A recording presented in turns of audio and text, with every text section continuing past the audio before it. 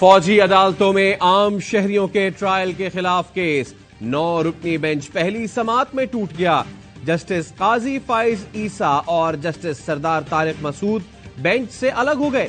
Justice फाइज ईसा ने कहा, इस बेंच को बेंच तस्वुर नहीं करता। Practice and procedure act case का फैसला होने तक जितने भी बेंच हैं गैर आईनी हैं। रात को कॉज लिस्ट में अपना नाम देखकर ताज्जुब हुआ। दरखास्त गुजार एतजाज अहसन ने कहा, केस सुन लीजिए, आपका मौकफ दुरुस्त, लेकिन ये एक घर की मानिंद है। जस्टिस ईसा ने जवाब दिया, एतजाज साहब, ये घर नहीं सुप्रीम कोर्ट है। चीफ जस्टिस ने रिमार्क्स दिए, हमने हल्फ और आइन के तहत ही बेंच बनाया। 2 जजों ने प्रैक्टिस एंड प्रोसीजर केस की बुनियाद पर एतराज किया। उन्हें यह इल्म नहीं कि अटॉर्नी जनरल ने इस केस में वक्त लिया है। क्या पता इस माह हुक्म इम्तना खत्म हो जाए। चीफ जस्टिस ने 7 रुकनी बेंच बनाकर केस की दोबारा समाअत जारी रखी।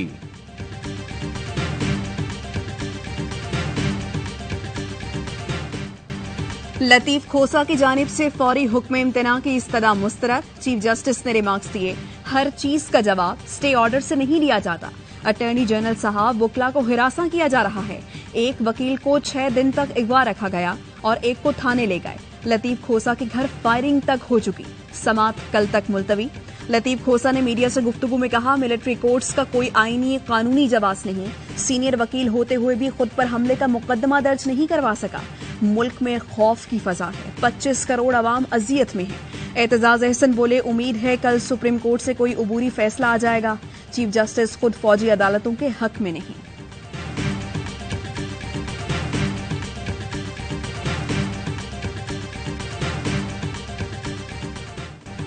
वाज़े बताना चाहता हूं, कुछ लोगों का मिलिट्री ट्रायल जरूर होगा। वजीर दिफा ख्वाजा आसिफ का कौमी असम्बली में खिताब। लतीफ खोसा और एतजाज अहसन को सियासी मुसाफिर कह दिया। कहा, अदालत जाने वालों से कहता हूं कुछ तो लिहाज करें। ये दोनों सियासी मुसाफिर हैं। एक की पैदाइश तो जुल्फिकार भुट्टो शहीद की पार्टी में हुई। सियासी मकासद के लिए मुल्क की इज्जत और वकार को चैलेंज न करें।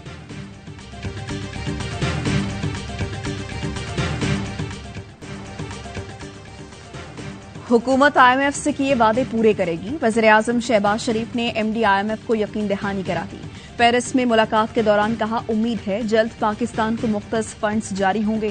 फंड्स के इजरा से मौशी इस्तेहकाम और आवाम को रिलीफ में मदद मिलेगी। नए जायजे के लिए जरूरी इकदाम मुकम्मल कर लिए हैं।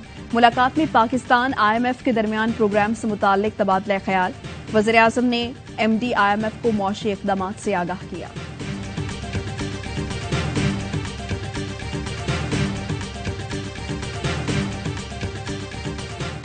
सर, ये नाकामी क्यों हो रही है डॉक्टर साहब? तो तुम जैसे लोग हैं ना, हम तो सिर्फ सवाल करते हैं ना सर। यार क्या चाहते हो यार? क्या चाहते हो? लड़ते क्यों हैं सर? खुदा का खौफ करें। जाने लगे, मैं वीडियो बना रहा था तो उन्होंने सिक्योरिटी अधिकारियों को कहा कि इसको आप पीछा करो और इसको सबक सिखाओ। इसहाक डार ने IMF से मुज़ाकरात में नाकामी का गुस्सा सहाफी पर निकाल दिया। IMF से मुज़ाकरात का सवाल, इसहाक डार आग भगोला। सहाफी ने पूछा, मुज़ाकरात कामयाब क्यों नहीं हो रहे? इसहाक डार ने पलटकर गुस्से में सिक्योरिटी को हिदायत की कि इसका मोबाइल लेकर फेंक दो। सिक्योरिटी एहलकारों की सहाफी से मोबाइल छीनने की कोशिश। सहाफी शाहिद कुरैशी ने बताया, सवाल करने पर इसहाक डार ने थप्पड़ भी मारा। सिक्योरिटी एहलकार दूसरी मंजिल तक मेरा पीछा करते रहे। मुल्क में बैरूनी सरमायाकारी का दरवाजा खुल गया। 1 अरब 80 करोड़ डॉलर की सरमायाकारी आ गई। KPT और अबूधाबी पोर्ट्स के दरमियान पाकिस्तान इंटरनेशनल कंटेनर टर्मिनल चलाने का मुआहिदा। अबूधाबी पोर्ट्स मुख्तलिफ बंदरगाहों में सरमायाकारी करेगा। अबूधाबी पोर्ट्स PICT का इंतजामी कंट्रोल हासिल करेगा, जिसमें मुख्तलिफ बंदरगाहों के ढांचे, PICT और बल्क कार्गो टर्मिनल के ऑपरेशन शामिल हैं। PICT का नाम तब्दील करके कराची गेटवे टर्मिनल लिमिटेड रखने की भी तजवीज। अबूधाबी ग्रुप के कैप्टन मोहम्मद अल शमसी और KPT चेयरमैन सैयदैन जैदी की मौजूदगी में तारीखी मुआहिदे पर दस्तखत किए।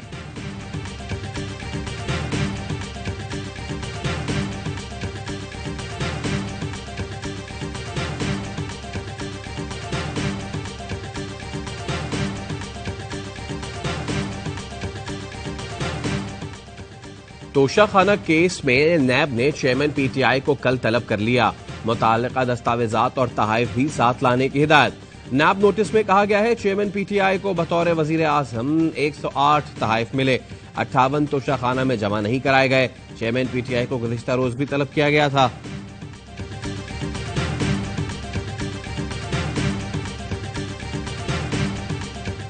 उन्होंने जीएचक्यू पे हमला नहीं किया, उन्होंने कोर्ट मार्डर हाउस पे हमला नहीं किया, उन्होंने पाकिस्तान के दिल पे हमला किया, पाकिस्तानियत पर हमला किया।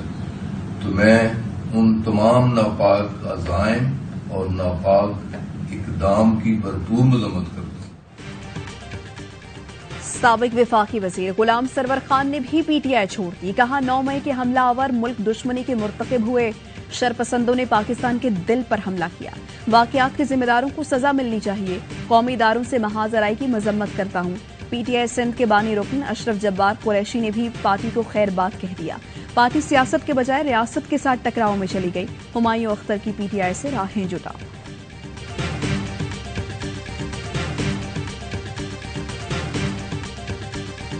पिछला बेंच भी गलत कॉन्स्टिट्यूट हुआ था, ये भी गलत कॉन्स्टिट्यूट हुआ है। तमाम की तमाम ये जो एक्सरसाइज है ये सारी इलीगल है। बेंचेस का बनाना और फिर रिपीटेडली बनाना, और खासतौर पर सुप्रीम कोर्ट के फैसले आ चुके हैं इस पे कि ये वन मैन शो है। सिविलियन के मिलिट्री ट्रायल्स के खिलाफ केस के लिए बेंच खिलाफ कानून बनाया गया। इसके फैसले की भी हैसियत नहीं रहेगी। सारी कार्रवाई बेमायनी है। जब बेंच को ही नहीं मानते तो हम इसका फैसला क्यों मानेंगे। वज़ीर आज़म के मुआविन खुसूसी इरफान कादिर की प्रोग्राम खबर मेहर बुखारी के साथ में गुफ्तगू। एतजाज अहसन ने कहा जजों से दरख्वास्त की कि आपके इदारे के पर बाहर से हमला हो रहा है, इख्तिलाफात खत्म करें। राना सनाउल्लाह और ख्वाजा आसिफ सुबह शाम जजेस को टारगेट कर रहे होते हैं। नवाज शरीफ ने माजी में जस्टिस सज्जाद अली शाह पर दबाव डाला था, जो रिकॉर्ड पर है।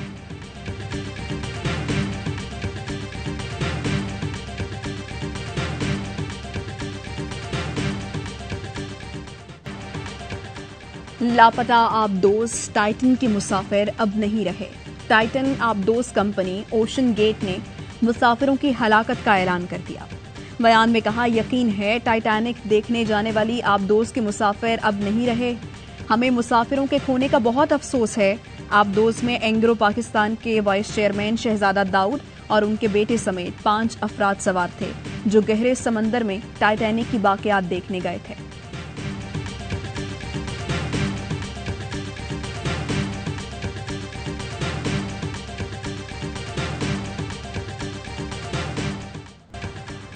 हमारे साथी आंखों के सामने डूब गए। समंदर की डंकी मौत का रास्ता है। कश्ती हादसे में जिंदा बच जाने वाले गुजरांवाला के नौजवान ने वीडियो पैगाम में अपील कर दी। इंजमाम ने कहा कि हमने 6 दिन और 7 रातें जान हथेली पर रखकर गुजारी। कोई गैर कानूनी तौर पर डंकी लगाने का सोचे भी नहीं। यूनान कश्ती हादसे का शिकार नौजवानों के वालिदैन की दुहाइयां। बताया एजेंट को 22 लाख रुपए देकर बेटे को भेजा। 7 माह से बेटा सफर में रहा, तशद्दुद का शिकार होता रहा। जिस दिन बेटे को कश्ती पर बिठाया गया वो 8 दिनों का भूखा था। अब उसकी कोई खबर नहीं।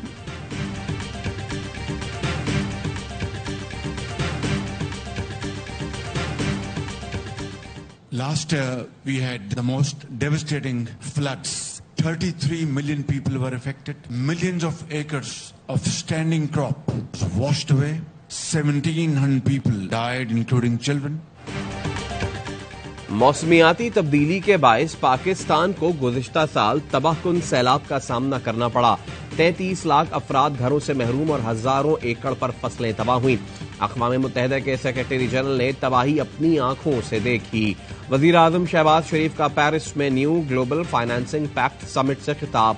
कहा पाकिस्तान के अवाम ने सैलाब जैसी आफत का बहादुरी से मुकाबला किया। मौसमियाती तब्दीली की वजह से पाकिस्तान को माशी मसाइल का सामना है।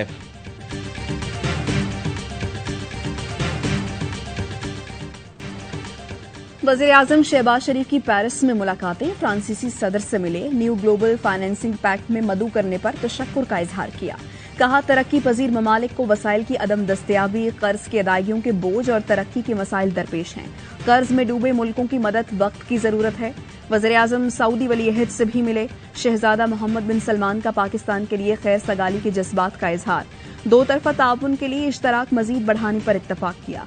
अक़वाम मुत्तहिदा के सेक्रेटरी जनरल अंतोनियो गुतेरेस से मुलाकात हुई।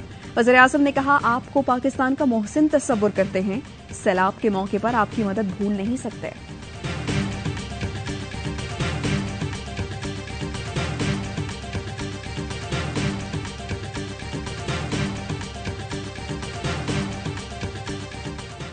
ईद कुर्बान की आमद, मुल्क भर की मवेशी मंडियों में रश बढ़ने लगा।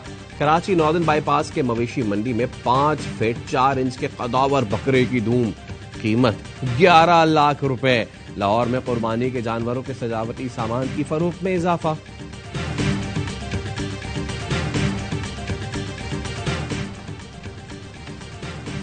आओ दो हाथ हो जाएं, लोकेशन भेजो, मैं तैयार हूं। टेक वर्ल्ड के 2 बड़े लड़के कैच फाइट के लिए तैयार। मार्क जकरबर्ग ने एलॉन मस्क का चैलेंज कबूल कर लिया। एलॉन मस्क ने ट्वीट किया था कि जकरबर्ग के साथ लड़ने को तैयार हूं अगर वो चाहें तो। मेटा के मालिक जकरबर्ग ने इंस्टाग्राम पर लिखा, मुझे लोकेशन भेजो। मार्क जकरबर्ग जो जेट्सू के माहिर हैं और एलॉन मस्क बातों के।